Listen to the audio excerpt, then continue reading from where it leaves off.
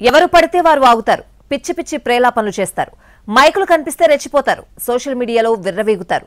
యుద్ధం తర్వాత ఏంటి చెత్తంతా? ఎంతొస్తే అంతా నోరు జారడమేనా?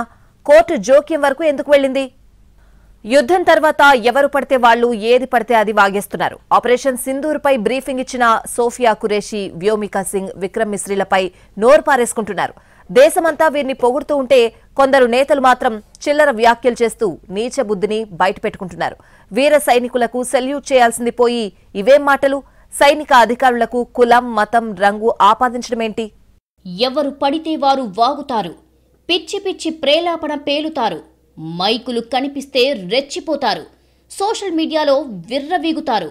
యుద్ధం తర్వాత ఏంటి చెత్తంతా? ఎంతొస్తే అంత నోరు జారడమేనా? కోర్టు జోక్యం వరకు ఎందుకెళ్లింది? ఆపరేషన్ సింధూర్ పాకిస్తాన్ పనిపట్టింది. పహల్గాం ఘటనకు ఓ రేంజ్లో రివెంజ్ తీర్చుకుంది.